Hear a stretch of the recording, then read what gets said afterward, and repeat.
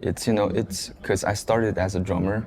Oh yeah. So playing instruments, that's my instrument. So playing instruments, and playing keyboards and guitars has always been my thing. And messing around with the instruments. Yeah. So, at the time, DJing and electronic music production felt really exciting. Yeah. Because it's totally new. Yeah. You're messing with sounds. Yeah. You're in control of the soundscape of the production. It felt natural for me to say, I want to explore more than just, playing drums. Yeah. I want to explore in terms of production. Totally. So I went with the whole electronic and DJing producer route. That's how you got it. Okay. But there was a moment where I felt like I wanted to go back to my roots, which is playing instruments, whether it's, singing or guitar or piano or drums. I want to do that in live shows. Yeah. But as you know, you're a DJ/producer. The music has to somehow reflect that format of your performance. Yeah. So it always sounds, very, four to the floor, energetic, housey. It felt hard for me to, incorporate live playing in it. Limited, yeah. I also didn't want to go, with the hybrid route, which is like you're DJing but and also then you singing. Also play guitar. Yeah, stuff like that. It felt a little weird to me, Interesting. So, because my dad is like a musician and he had bands, so I'm always interested in like the band format. Got it. So it felt natural for me, to make that transition. transition. I mean, because I know you're being super humble, but like you were one of the youngest DJs, right, to ever get invited to play like Tomorrowland. I feel like it would have been pretty difficult for you to be like, this is going really well, but let me just take the leap of faith. Oh yeah, and do something completely different. It was a hard decision to make because at that time I had a momentum. Yeah, exactly. Yeah. And if I would have stick to it and continue, doubling down on the DJing route, it would have been like more, I'd like to say financially lucrative. Yeah, that makes sense. But I'm not in this for the money. Yeah. As you can tell, it shows. I don't know if you noticed me just messing around with like cabling. Yeah, totally. I'm passionate about like the work. Yeah. Not just I mean, even the new music video that you released, like it shows like. I was really impressed by. You mean the performance video? Pieces? Yeah. You were playing guitar, you're playing drums, you're playing bass, right? You're playing everything. So it's like less and less, I think, artists now have the ability to do all of that and have an understanding of all the different like instruments, right, and the arts in general. I guess that leads my question towards you because you're in GigFinesse. It's like a live music based company, and from my perspective, the idea is to focus in on the real, intimate, organic, authentic live music scene. And doesn't matter which room or which live house or which bar that it's going to be played at. Totally. It's focusing on the musician and the audience. And then it's that real, connection between the two. First of all, what made you interested in the music scene at all? Right. So similar to you, I feel like we share that similar kind of passion towards music. And I started out as a drummer. But I didn't have musician parents like you did, right? Okay. So my parents were like, no way you're going to be Asian parents. Asian parents, right? I know. Like, not going to happen. I ended up going down and making my mom happy and going down like kind of the pre-med route. So I majored in chemistry. That's how to do just be a good Korean son, How to right? do it, yeah.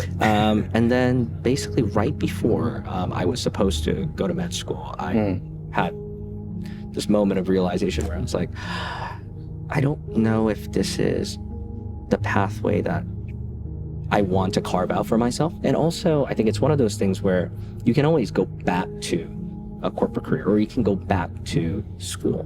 But doing something like this is very risky. And I was like, it's only timing matters too. Exactly, timing matters. And it's only going to get harder and harder for me to take the leap of faith. Like what happens if I have a family, right? More responsibility. More to lose. Exactly. So when I had basically nothing to lose, I was like, hey, like let's try to figure this out and see if we can solve this problem. Yeah. And the problem for me at the time was simple. It was like, even in 2019, all these apps, like all the technology advancements were happening. But while technology has made it a lot easier and cheaper, right, for artists to make music or distribute music or share music, it's also made it harder for them to make money playing music. And in the live side specifically, it was really, really, really, there were still a lot of gatekeepers, right? Things were really slow to change and innovate. There's a lot of different like predatory deals. So I wanted to basically digitize the back of house infrastructure for live entertainment. You know, I'm always curious about local music scenes in terms of every time I visit a new city. So Austin, for me, this is my first visit. Yeah. Already doing South by, doing 2 shows, you know, visiting your office, you know, doing things with you. It's, you know, I'm getting a grasp of like my perspective and my knowledge of what Austin is in terms of like the local music scene. Yeah. When I go back home, go back to Shanghai, you know, I'm looking at my spots. I'm looking at like the live houses that I go to. Yeah. I'm looking at the jazz bars that I go to. Yeah. And Shanghai is a big city, man. Yeah, of course. Austin is not. No, Austin's yeah. There's something Luke, the saxophone player, said the other day. He said, venue to musician ratio, it's so different. Yeah. It's so drastically different. Yeah. Same thing with Amsterdam, because I was living in Amsterdam when I was doing the DJing thing.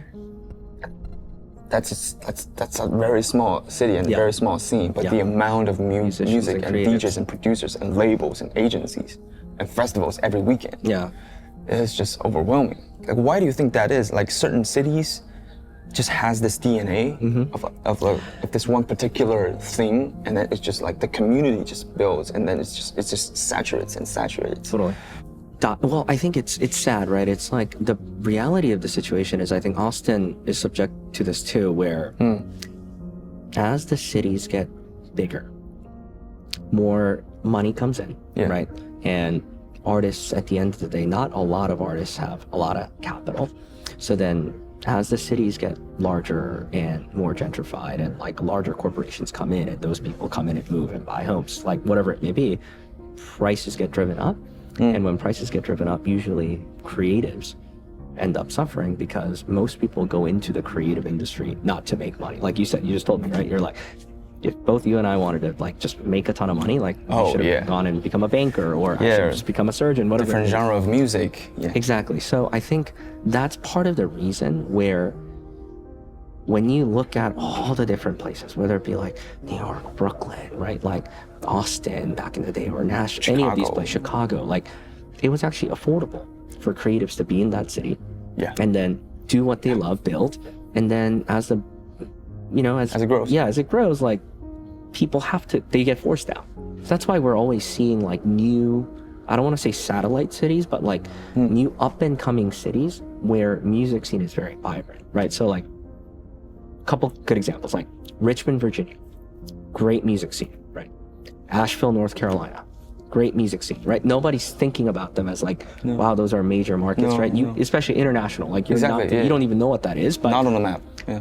But a lot of kind of, a lot of bands and musicians, they end up moving there because that's where they now find their new community and they can actually afford to live there, right? And like work on their project. You know, my dad is a musician. You know, he plays a lot of traditional Chinese instruments like flutes and Chinese horns, but he also loves electronic. So like electric bass, guitars, and electric drum pads. You know? I think he was like one of the first ones to ever do like electronic instruments band in the town. And now I'm doing this. I think you can say I started out as a DJ in a broader, you know, just career-wise.